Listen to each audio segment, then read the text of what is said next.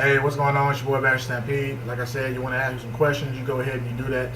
And this is me gonna review episode one of Gokukoku no Brynhildr.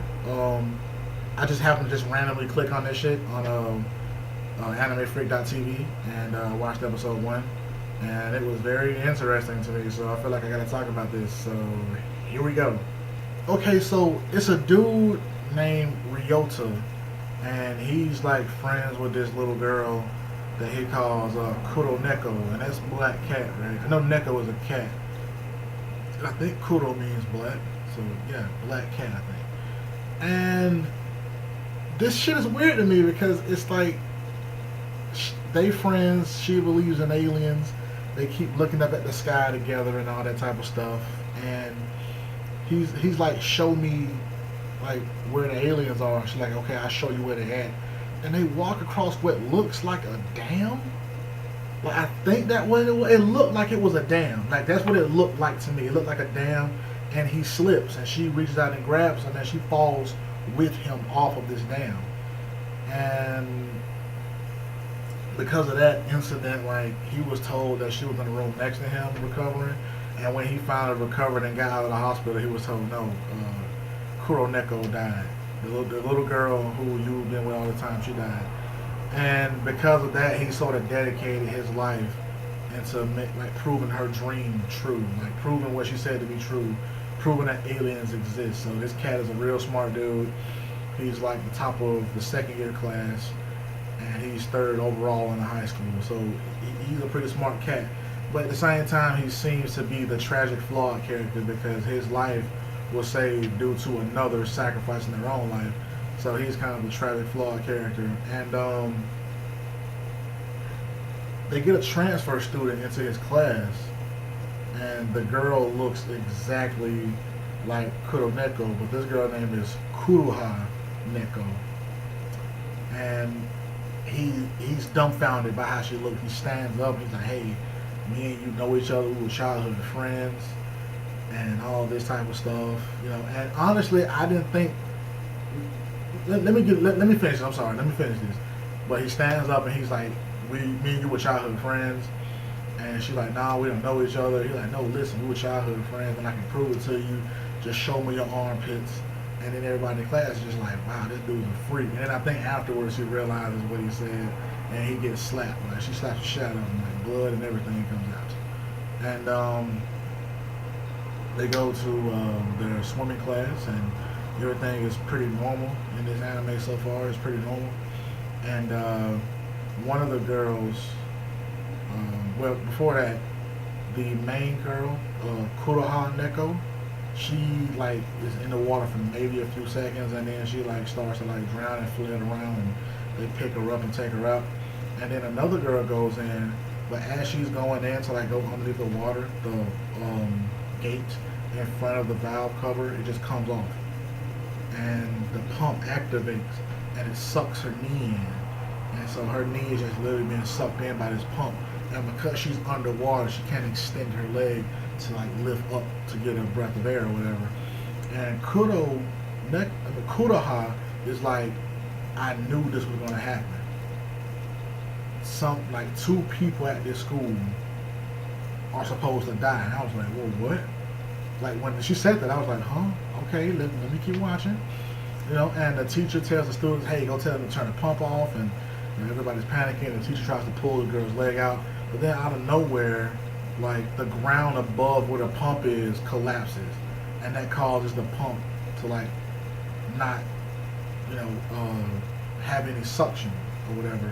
And so the girl leg comes out, and she pops her head up, and she's alive, and she's able to breathe and all that type of stuff. And even the dude, the main character, Ryōta, he notices, he's like, that would be too convenient, so we'll just have to chop this up as, you know, pretty much a miracle.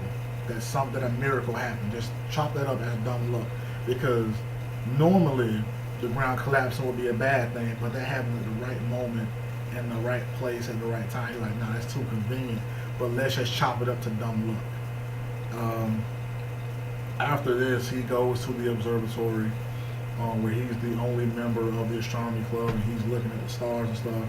And Kuroha comes in the room and she's like, you know, talking to him and all that type of stuff.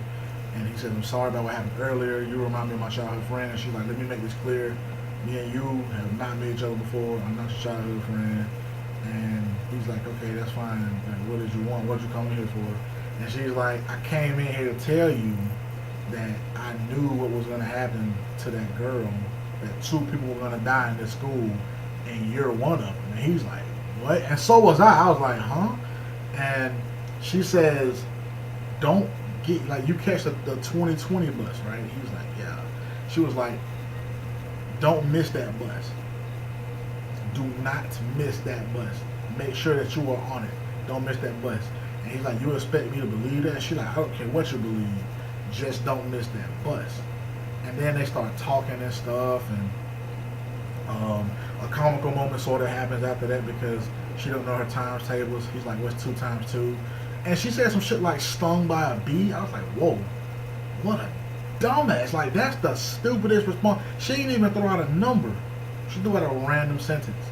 And so he's talking about that, and she's like, well, you might be smart, but I'm way stronger than you, and that's all that matters. And he's like, all right, let's arm wrestle. And they arm wrestle, and she just fucking flattens his arm out, and he's like, what the hell? So he like asks her if she plays sports, and he's like feeling on her arm. He's like, she's not even muscular. And he tells her to flex, and she flexes, and it's like nothing there. He even touches it. And he's like, how did I get beat by such a squishy girl? And then she's like, it's probably because you real weak. And a sound comes from her bag, and she picks up a ham radio, like a walkie-talkie ham radio, and she's communicating through it. And someone tells her something on the line. She's like, okay, I'll tell him. And she tells Ryōta, she's like, listen, don't even leave here. Don't even leave the observatory. You stay here tonight, because if you miss that bus, you know what I'm saying, you would not be able to get home anyway. Just stay here. And he's questioning the logic of this after she leaves, and he leaves anyway, but he misses the bus. And so he comes to the conclusion, he's like, okay, the way she changed her tone towards what I should do would imply that if I had got on the bus and I'm supposed to just die, everybody on the bus would have died. Then he's like, well, this couldn't have been anything to do with a crime. And if it was a super, like, natural disaster, then more than myself would have died. So like, it has to come to the conclusion that this is something specific that's going to affect me or whatever. And as he's saying that, a landslide happens, pushes him against the girder on the road, and he's stuck. He can't move. And as he's like stuck, a rock falls down like towards him, and he's like, wow, so I really was gonna die. And just as the rock is about to fall, Kuroha comes back, and she stops the rock with her hands, like with this force, this blue force from her hands or whatever, and she splits it in half, and it falls down, and he's like, what the fuck? You know, just like how I was. And she turns around and she's like, hey, you idiot, why did you leave? I told you not to, and you went outside anyway. And I thought, at first, I'm like, this kid's a dumbass. But then he was like, no, I knew everything that was going to happen except for you coming out here to save me. I just wanted to see how this was going to happen. Like, he broke it down on a scientific level. I'm like, wow, this kid really is smart. He broke it down on that level. And then he's like, that aside, though, what are you?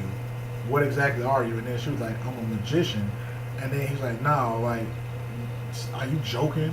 And then she was like, you believe in aliens, but you don't think that the magician exists? He was like, aliens are within a realm of possibility in science, but magic isn't. Like, I can't fathom that. And then he was like, but I can't sit up here and argue with you either, because I just saw what you did.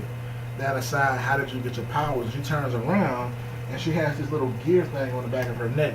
And he says that that's not magic, so I'm assuming that he knows what that is. It looked like, for those of you who've seen Guyver, it looks like the control medal that's in the forehead. That's what it looks like, but it's on the back of her neck. And as she's like showing him that, her arm is up like this, and he notices right here that the moles aren't there from his childhood friend. His childhood friend, Neko, had 3 triangular, like, patterned moles underneath her armpit, and they're not there. And in that moment, he just like, I lost hope, because I had some hope that Kuroha Neko might be Kuro Neko, but now I'm assuming that it's not. I lost my faith, and that she might be alive, so I'm assuming that she is dead. and that's how this anime episode ends. It goes straight into the fucking outro, and that's how it ends. Now, honestly, when I first saw this, I thought this was gonna be, especially because he was saying like she fell down and she died, and all type of shit. And I was just kind of like, oh, okay, childhood friend died, that's as fuck. And then when she walked in, like when that girl who looks like her walked in, I was like, oh, okay, this is gonna be like one of those animes where it's like she fell down and survived, but she forgot who she was, type of shit. And now he's gonna have to like relive his life with this childhood friend and shit to try to like maybe make her remember, but at the same time they're gonna fall in love with each other. I thought that's what it was gonna be. I thought it was just gonna be an anime romance with the amnesia element to it. I was like, oh, okay, whatever. It'll probably be, a little bit cheeky, what I'm saying, have some of its, cute moments. But nah, this shit did a complete 180 from what I expected. I was like, whoa, like, especially the intro. Like, when I watched the intro, first of all, intro badass. That intro is bad fucking ass. No words. It has no words, and it doesn't need any. That music is so fucking epic that it does not need any motherfucking words. It was badass.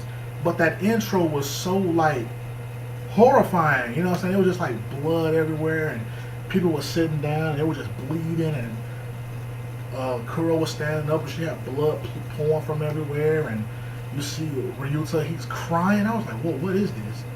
And that's the intro. So I was like, yeah, this is going to be a much different anime than I expected. So it seems like it's going to be on some magic drama, maybe, magic drama, romance, like suspense, thriller. It's just going to have them all. It seems like it's going to have them all. That episode 1 was great to me. I mean, I fucking enjoyed the hell out of it. So if you heard of this series, let me know what you think about it. If you watched this episode, also let me know what you think about it. You have any questions you want to ask me, go ahead and go for it. I am Vash Stampede, and I am signing out.